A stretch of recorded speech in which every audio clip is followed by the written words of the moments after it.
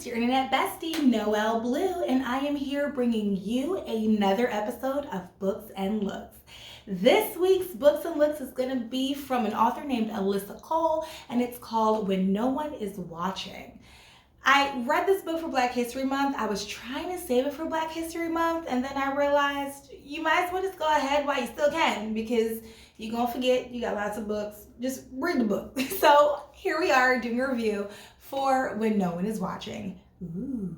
All right, so this episode of Books and Looks is going to be big on the trigger warnings because we are dealing with a book that has a lot of heavy racial undertones. There's actually a really graphic murder scene described in the book. Lots of language, lots of things that if you are sensitive, it may be jarring for you. So if you have not read When No One Is Watching and you aren't sure if you are interested in reading it, this particular book it gets real. When it does pick up, it picks up quickly and it is whoa. All right. So I did warn you. If you're really sensitive, this might be one of those videos you want to skip. We got a bunch of other ones for you to check out. Definitely do that. Otherwise, I said, I warned you, okay? All right, cool. So, if you are new to my channel, thank you so much for hanging out with us. And if you are not, boo, welcome back. Happy to see you again. Books and Looks is a series where I talk to you guys about a book that I've read recently while I do my makeup. I do try to match my makeup to the theme or the overall color scheme of the cover. This week, we're gonna do a little bit of both, okay? You see I got, my hair did up real cute, just like that. And it's this particular, I'm calling it Urban Jungle. We're going to be using some blues, but it's going to be as close to a natural beat as we can possibly get it. Why? Because this particular book is not big on the fantasy. It's actually a mystery thriller about gentrification, and the main character is just Harlem Hood. There's nothing, magical or mystical about anything that's going on. When you find out who done it, the man did it. Whenever in doubt, it's always the man. And this one, there's an actual man, and that man is in an actual organization, and we don't mess with that man. You don't mess with the man. They always up to something. All right, guys. So we're going to get into it. I'm going to start the usual stuff. Again, like, subscribe, do all the things. And if you ever want to try out this look or any of my other looks and you just want to know what products I'm using, just leave a comment below. I used to, way back when in like the very earlier iterations of this, I used to try to leave the information in the description box, but I'm lazy. I'm not gonna do it. If you wanna know, just ask me and I'll tell you. Hit me up on Instagram, any of the social medias, Facebook, Twitter, TikTok, BookTok, all of them, and I'll tell you. But most of them, if you can't guess what's on the screen, it's okay. All right, guys, so When No One Is Watching is a book written by author Alyssa Cole. It is about the nefarious goings on in a Harlem neighborhood once gentrification starts taking place. So as someone who has grown up in their childhood home and who has watched the area around me change, I 100% completely understand how the main character feels and the weirdness of it all. Like, who are these people moving into these other people's houses? They've been there this whole time. Where did they go? For me, as a person who, not unfortunately, I'm gonna just back up. So for me, I grew up on a block where when I was a child, most of my neighbors were older, middle-aged / elderly people. And so now as an adult, most of those neighbors unfortunately have passed on because they were old when I was small, and now I am grown with small ones of my own, and they are older still, and that is how life works. And so a lot of people are buying up these people's houses, but just by virtue of still being there, I've actually noticed that some of the people who lived in those houses never owned their houses to begin with. They were always renting, and so when they moved, other people moved in, and then when they moved, other people moved in.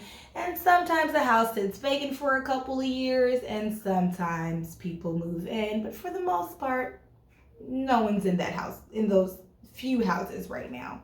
I had a couple of my really old neighbors, like people who were my neighborhood standbys, like I can always expect to see you. They passed recently, and younger people moved into their house. Now, I live in a predominantly African American neighborhood. When Caucasian people moved in, it was weird, not because we've never seen Caucasian people before, but because they don't live in the neighborhood. You just not used to, like, your neighbors weren't white people, so it was weird. But you understand what gentrification is, and you kind of just move on. A lot of the Caucasian people who moved into our neighborhood didn't actually move into the neighborhood. They just bought the house. So they bought the houses, fixed them up, and then moved out promptly. And that's usually what actually happens in my neighborhood. All right, so I really enjoyed the overall concept of the book. The idea behind the book was gentrification, which is normally a really simple thing that was easily turned into something a little bit more sinister just by adding a little bit more detail. So kudos to Alyssa Cole for that part, for making the very innocuous thing of gentrification turn into something very sinister. It was very well written. That's actually one of the things I enjoyed most about the book. Gentrification, though very unfortunate, is not usually such a horrible thing. However, the very real ways that people find themselves victimized by gentrification in an unfair housing market does color gentrification in a very different light, and I applaud Alyssa Cole's skill for weaving in a very common, very innocuous, non-threatening thing like the ebbs and flows of the housing market to create a very thought-provoking and truly suspenseful body of work. So clap it up to her, because I was not expecting it to go the way that it went, even though it clearly went there, and it took us all the way there, baby. So yeah. I absolutely loved all of the characters in the book, the main character, the supporting cast. I was really invested in the overall landscape of the characters. And honestly, that's kind of the point, because when a character went missing, you actually felt their absence. And I feel like that was kind of the point. The characters were amazingly written. I feel like I personally, again, like I said, I grew up in the same neighborhood for most of my life. I didn't move away until I was super duper grown and graduated from college. And I can literally pinpoint each of these characters in regards to one of my neighbors. I feel like the character of Mr. Perkins and his dog was a lot like my father-in-law. I feel like Miss Candace could have been one of my many aunts. The neighborhood staples that are in the story or in some of our neighborhoods even are really a lot of the familiar roles that a lot of us needed filled, and to have the community that kind of grows up with you and around you in the ways that I was able to benefit from, as well as I'm sure lots of other people have, and especially the way that Alyssa Cole wrote it. I think she did an amazing job of weaving in some very real world people into the overall fictional story. The character Sydney was awesome. I loved her as a main character, and I don't like a lot of main characters, if I'm being honest. They always do something that's kind of annoying, but not her. She was actually pretty good. She was strong, but not too strong to ask for help. There was something broken about her, but she was still resilient enough through to the end of the book. Like, she never let anything really stop her. She had a constant vulnerability about her, but never really allowed it to swallow her whole. And she was me at times. I really saw myself in the character, battling through the stresses of life while simultaneously dealing with all the horrible shit that's coming her way. She was thrown many a curveball, and she just kind of bounced back without, letting it cripple her. I felt her loss and her frustration. I felt her anger. I was angry for her. She was really a character that I was invested in. And honestly, Sydney could have been any woman that I've ever known. And then she was also every woman that I have ever known. So that she was all of those things. And I really felt for her, especially throughout the course of this book, because there were so many things that happened with Sydney and to Sydney that it was just like, are you guys serious? Like, what else could possibly go on? All right, so we're just gonna start in with the blue eyeshadow, because I could literally talk all day and do no makeup, or I could do makeup and, pause my thoughts for a few seconds. But In regards to when no one was watching, the characters of Sydney and then Theo, those were the two main characters in the book. And again, like I said, I loved everything about Sydney from start to finish. She, like we all, have many a secret, and her secret was a shocker, but also kind of not really. Like, if you were actually following the story, her secret really wasn't that big of a secret. It was just like, oh, I was wondering when you guys were gonna say that, because it didn't seem like what it was. What it was not giving everything it was supposed to it gave, and some of these dots aren't connecting, and the story you telling me ain't really the story that I feel like I'm reading right now. But again, like I said, all in all, her story was like a kind of moment at the end of the book, and by then so much had gone on that her secret wasn't even like the secret you were looking for. Like, what was actually happening, way worse than anything that she could have done. Yeah, I don't want to spoil it, because I want you guys, if you guys actually do want to read it, definitely read when no one is watching. I will not spoil it for you.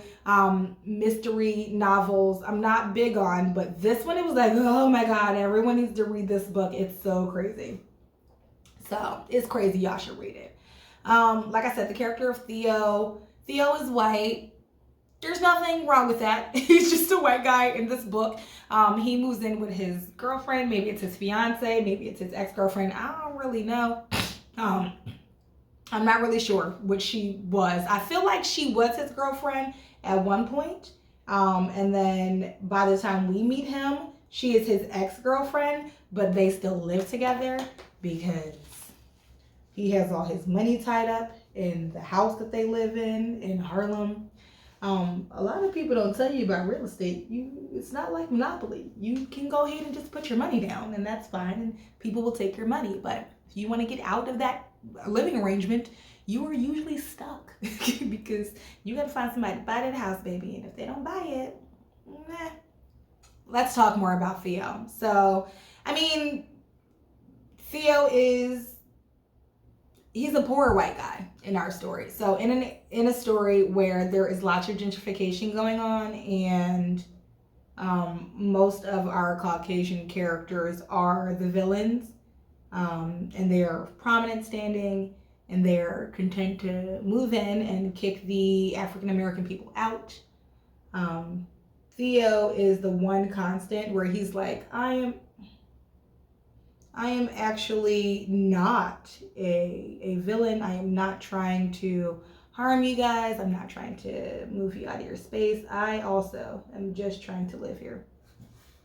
I don't know if this brush is the best brush. I don't know, it's working. You just gotta apply a couple of coats. You gotta really dedicate yourself with this, which is kind of like our story, you know? Actually, oof, look at that. Yeah, that was horrible. This is why people use tape, and then also this is why I do my eyes first and everything else last. Because you see this? You see this right here? You see how much I have to wipe around my eye and my nose and the sides of my face simply because this dark blue eyeshadow wants to play too much. And it's very little dark blue eyeshadow. Didn't even begin to really get into the application of it yet. It's just gonna get worse from here. But yeah, I think the making Theo a poor white guy was a nice touch. He could have been any race or economic background, but the author specifically chose a poor white man to be the one to help our black female lead in this racial conspiracy plot. I thought that was kind of cool. He had nothing to gain from helping her. He had everything to lose. He actually could have sided with the aggressors in the story, and that probably would have actually made his life a little bit better, but to the detriment of all the other African American people. His character was able to divulge parts of the plot that we weren't able to see from Sydney's perspective, and she would not have been afforded this information being of color. So I do think that his skin color was literally a key to a world being kind of hidden in plain sight from everyone. And I appreciate him being added into the book. Like I said, when you're battling a man, it's best to have the man with you. As we work on the other side, we're still going to talk about Theo because, again, his character was also pivotal. He was the second main character. And so I think Sydney wasn't really a damsel in distress. She didn't really need saving, but she was a woman who needed some backup. And so in this instance, again, like I love Sydney. I'd love to read more stories about her. I'm a sucker for a well-written character, but Theo was a nice companion for her. Not that they needed to have a romantic interest in this in order for me to like it, but that is one of the things that ended up happening. As you guys know, if you follow any of my other posts, that is the one thing I hate about YA novels. They just kind of throw romance into a story that didn't need to be thrown in. I feel like where Sydney and Theo were in their lives, a romantic liaison may not have been necessary, but the sexual component of it was gonna happen just because they were both single, emotional, and spending so much time together. I think that him not being a villain actually also was to our benefit because that could have been kind of sucky. Again, like I said, the fact that they made him a primary character for me was very much necessary. Whoa. Well, yeah, so like I was saying, the fact that they made him a primary character for me was a major component of the story. I actually really appreciated that because he was there, we were able to get insight that we as the reader would not have otherwise been privy to. And it's really just because Sydney is Black. And all of these things are conspiratory, and surely you wouldn't go telling the enemy your plan. So because he was white, they told him the plan, and we as the reader were able to kind of witness that. And because he was on our side, he was able to share that information with Sydney so that she was more prepared when it came down to that part of the story. And I mean, honestly, him not being wealthy made him more of a relatable character in a situation where rich white people are taking over the neighborhood. Of course, the poor white guy who knows the struggle and who knows what unfairness is would side with the Black people. So I'm not super surprised by all of that. I am appreciative of what him being present and active meant for the overall story, because for a minute I was not sure. I wasn't sure whether he was going to be on our side or not, and I was pleasantly surprised. Okay, thoughts on the overall plot of the book? Well, honestly, like I said, I freaking love this book. I did not expect to enjoy it as much as I did, but I definitely did enjoy it in ways that I did not think that I even could, because it is such an interesting story that is easily, relatable. It touches home, but also it'll piss you off. You will find yourself fuming. Like I said, there is a scene. Her best friend is actually murdered in this book. Trigger warning, I did tell you guys in advance. But her best friend is actually murdered in this book, and the Shadow Society that did it, they murder her and then throw her body behind a crawl space in a wall. And it's Harlem, and these houses are super old, and they were built hundreds and hundreds of years before. And so no one knows that she's dead the entire story. And it isn't until Sydney, the main character, is actually running and hiding for her life that she even discovers the body. So she's been pissed at her friend this whole time, trying to figure out why her friend would abandon her this whole time. And her friend's been super dead this whole time by the secret Shadow Society. And who is the secret Shadow Society? This secret Shadow Society seems to really just be a group of white people. A group of white people who It's so weird. So like I said, the whodunit of the book, it's really just the man. And the man is doing a couple different things. One, they want the neighborhood back. So it's the city of Weeksville, if I'm not mistaken, is what the neighborhood used to be called. And they have a humane society, and they do try to promote knowledge about, all of the African American people who used to live there and all of the great things that these individuals have done, leading up to right now where their neighborhood is being gentrified. And that is step one. Step one is that the Caucasian people are moving in, and they are telling a history of the neighborhood that is not inclusive of the African American people who live there.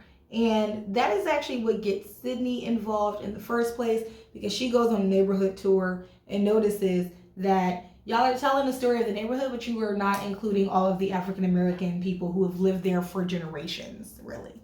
So that was issue number one. Issue number two seems to be that her neighbors are just vanishing.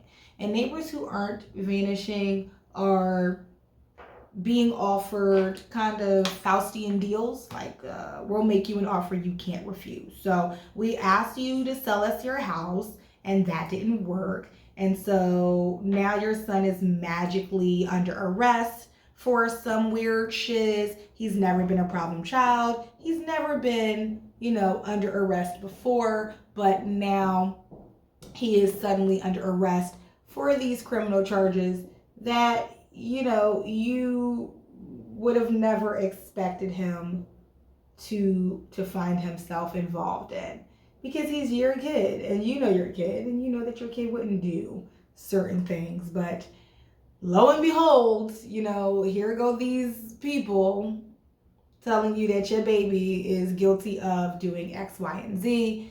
And this is, you have a couple options. You can sell your house to us, and we can give you the money to help get your son out. And of course, by going through all the rigmarole that they want you to go through in regards to, selling your house to them, they will help you and your kids get out of whatever hardship you guys find yourself in. They are scamming people much in the same way that actual people are scammed out of their benefits, and their identities are stolen, and lots of other things. Like, all of these are very real things that happen to people, regardless of whether you are in a book or in real life. So yeah, and that would have actually been a really good in real life scams on the elderly, because those things happen and they exist, and people are crap. So they don't care that your TT is like 90 years old and doesn't actually hear what's being said. I was actually at the store, the corner store, and the cashier, who is this really sweet Hispanic woman who you can clearly tell she doesn't speak English as her primary language. She's actually there just to help out because they put her in the front of the store. You already know. She answers her phone, and it is clearly a scam likely call. And because she doesn't really speak English, she's just talking to them, trying to figure out, like, you know me? How'd you get my number? Well, if you want to give me money, then, why don't you put it in my account? And they're like, well, what's the account number? And she's like, well, if I give it to you, are you going to put the money? I'm like, do not give them your information, ma'am. It doesn't even matter. They are going to use that to scam the shit out of you. Please don't do that. Don't do it. So basically, that is what happens throughout the book. They scam, they steal, they lie, they kidnap people. And all of this, they're kidnapping people, and they are doing experiments on them. And so Sydney notices that her neighbors go missing, and when she finds out that they went missing, she's trying to find them and trying to help them and trying to figure out what the heck is going on here. And what she uncovers is a conspiracy by the man to do a couple different things. One, they're doing chemical testing on a lot of the people who they kidnapped, which is very reminiscent of the Agent Orange and the Tuskegee experiments, etc., etc., etc. They've been testing on black and brown folks since the dawn of time. Puerto Rico at one point was the epicenter of eugenics, and so a lot of Hispanic women, as a result of that, were infertile or made infertile because they participated in a birth control program many years ago. So again, like I said, black and brown people have been science experiments, and a lot of times they did not even tell us they were experimenting on us. And so this is a lot like that. So she's trying to figure out what's happening to her neighbors. There are a couple of people who have gone missing who have popped back up and are seemingly crazy. And they're looking at these people like, y'all are crazy. What's going on? Like, why are they behaving this way? And she's like, I know these people. They weren't crazy. They weren't on drugs. They weren't doing any of those things that you're saying that they're doing. So what exactly is going on here? And her and Theo get to the bottom of it. And what they discover is that it's a plot. It's a conspiracy. They are actually trying to gentrify that neighborhood. And they plan on doing so by getting rid of all the black people. However that needs to happen. If we need to lock a couple of them up, so be it. We got to kill a couple of them. That's cool. We got to, hide a couple people or pay a couple people off. We can do all of that. They would prefer to, lock them up and not pay them. That is literally the objective. Their plan is to lock them up and not pay them. Arrest as many as they can. Lie to a bunch of the other ones. Like her mom. Her mom was actually scammed out of their home. And because she and her mom, like a lot of African American people, a lot of people in general, honestly, not just black people, but we are, grossly uninformed or underinformed about life planning and what that looks like after you've passed on, like what your kids are responsible for, what you have to leave behind. Basically, her mother fell into a scam. She wanted to leave her the house. She was trying her best to leave her the house, and come to find out, she actually lost the house because she fell prey to a life insurance scam. She was told by these individuals that they would help her get out of debt because she was very sick and in need of medical assistance and care. And instead of them, being the ones to help her like they said they would be, they were the ones who actually suckered her out of her crib. And as a result, her daughter did not have something to inherit because her mom was not able to leave it to her. Now, the thing is with that is that she did what a lot of African Americans do. They're just pretending like her mom was still alive.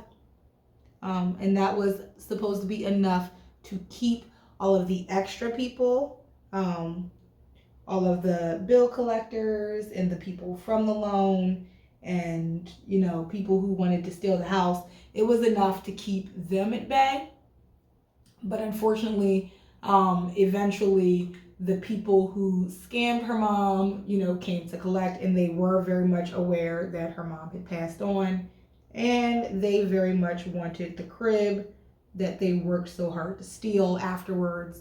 And of course, again, Sydney was kind of just in the way. You didn't let us steal the shit that we wanted to steal, and we still wanted to steal it. So you can either give it to us like your mom was going to give it to us, or we can get rid of you.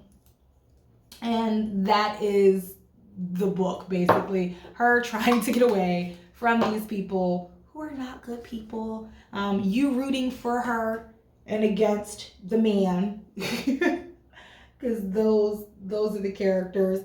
Theo's ex-girlfriend is an interesting specimen. I was actually really happy when she got what was coming to her at the end of the book. I did not like her. I didn't like her in the beginning of the book. I didn't like her in the middle of the book. And I did not like her at the end. And I was super happy when what happened because she was not a good person. So, yeah. That. Other characters.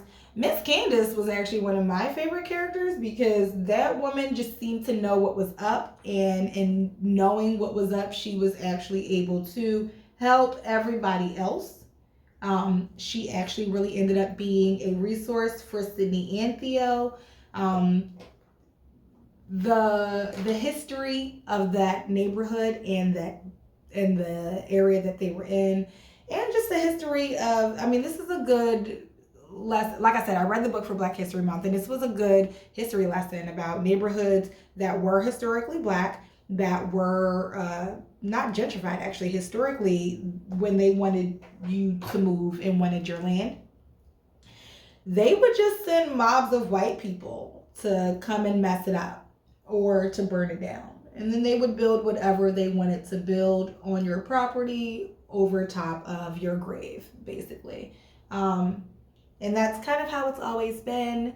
And now we call it gentrification. But back then, it was called a massacre. They just massacred the people they needed to get out of the way.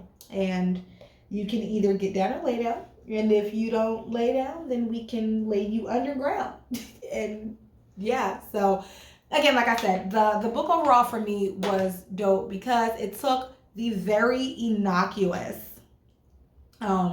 real thing of gentrification, and it kind of shone a light on it. We were able to see exactly what that looks like, because, you know, if you are of color, then you know when your neighborhood starts getting gentrified, it starts like a subtle trickle. It's a subtle trickle where your neighbors just kind of not disappear, but your neighbors were there one day and then they just aren't anymore, and you just don't really know what happened to them. You assume they moved. Sometimes you see the moving vans, sometimes you don't. In this one, it was very, very, very similar to a realistic experience of gentrification. One day she saw people, the same people she's always seen. She's never had a reason to, you know, expect them to go anywhere. And then the next day, bam, they're just gone. And a lot of the people who were disappearing were people who were actively there for years and had no business going anywhere because this is your house. The one man, they physically kidnapped him, sent him on to the insane asylum, and moved people into his house like he was never there. That actually happened. All right, guys, you know, as I do, I'm not doing eyelashes or any of that with you guys on camera. I will start it here so that you can say you saw me, and I'm probably going to pause it in a few minutes so that I can finish off camera because it gets so quiet.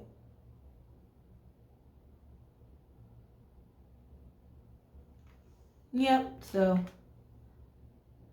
y'all,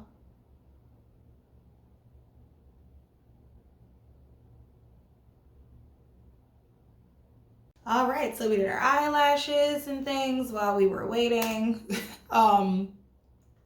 What else? So yeah, basically Sydney and Theo discover that there's a conspiracy in the neighborhood that is actually kidnapping Black people. They find out that the Black people are some of them are being murdered. Some of them are being kidnapped and used as science experiments, and some of them are being set up due to fraudulent charges by this shadow society that goes all the way up through the police and down to developers, your neighbors, pharmaceutical companies, the whole nine. Like, everybody's in on it except for the skin folk, apparently. So that happens, and when it does, you know, whatever shall we do? What are we gonna do about that? So Sydney and Theo and a couple of neighborhood people fight back. They are able to defeat the Shadow Society.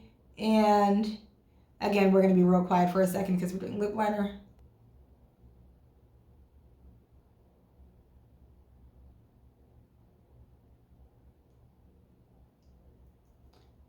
Yep.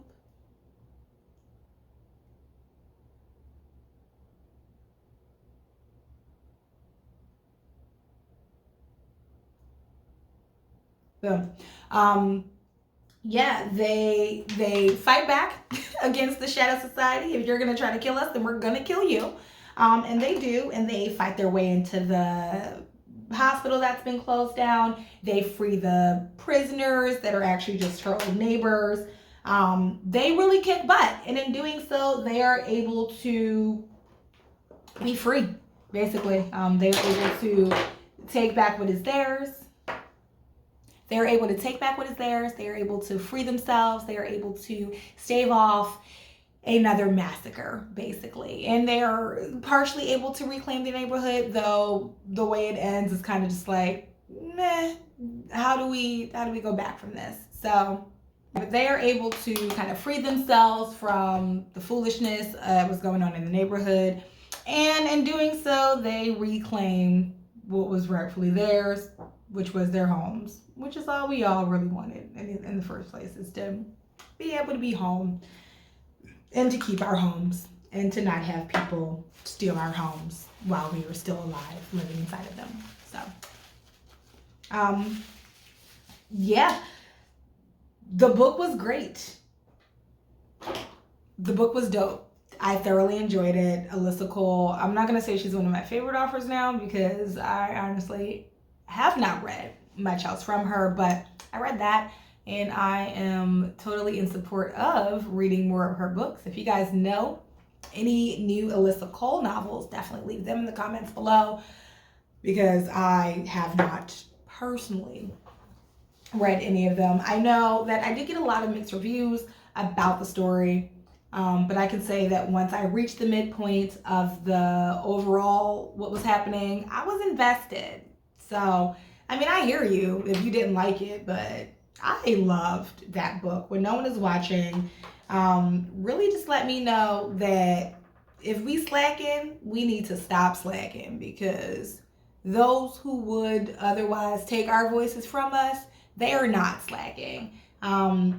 This kind of comes full circle because, like I said, my birthday was on Monday. If you guys have been following me, my birthday was on Monday, which was November 7th, and then November 8th was actually election day, and they are trying to silence us. So don't let yourself be silenced. One of the guys running told me that my body was not my own. He didn't tell me personally, but that was his stance. It's not your body, it's someone else's body, and we are confused because whose body is it? It's not mine. Never mind. All right, so this is the finished look. I decided to pair up My Urban Jungle with this book. So we did the blue on blue on blue for Miss Blue. So tell me how you guys think I did with this week's books and looks. If you have an idea or a suggestion, definitely let me know in the comments and I will read them. If you want to know any of the products I use, let me know. I literally have just been living for my Makeup Revolution makeup palettes. This one is, I think it's the Forever Flawless collection. I wish I could tell you that they were all the same palette. They are all from the same company. Some of them have THC, some of them don't. It's infused. I actually bought the first one just because it was THC infused and I thought that was cool. Again, Alyssa Cole, When No One Is Watching. It was my February read, but I don't care. We're reviewing it now, Books and Looks, now in November, because it was one of my favorites, and so this is a suggestion for my fall reads. If you guys watched any of my other videos, then you know that it is my birthday month, and all month long, I am going to be sharing with you some of my favorite reads, some books that have been on my birthday wish list, some books that I am putting on my birthday wish list. So if you guys got any suggestions, definitely let me know. I'm plugging books all November long. Books I liked. I really like this one. Boom. Read it. Read Alyssa Cole. a Black author. We're talking about gentrification. Again, I'm trying to expand my reading taste. You guys know I love fantasy books. I love magic and wizards and dragons and vampires. And this book has none of them. It has secret societies and some hurtful white people. And yeah, check out the in real lives from these, because the in real lives for when no one is watching got real, basically. We talked about we will be talking. We recorded those. We did, and we will be talking about the gentrification of neighborhoods and what that really looks like. We were talking about the Tuskegee experiments, because that's touched on here, and the city of Weeksville, because that was a real place, and it's mentioned all throughout this book, and come to find out it was a real place that they did definitely gentrify the shit out of, and they're still standing. There is a humane society. I originally wanted to do this Books and Looks in Harlem, but I haven't been able to get to New York in months. So chalk it. This is the look. This is the book. As always, it's your girl, Noel Bleu. Thank you for hanging out with me. If you like this video, give it a thumbs up. Remember, subscribe, share, do all the things. Tell your mom, tell your dad, tell your cousin, tell your sister's baby dad, all of those things. Tell everybody and share. Until next time, guys, bye.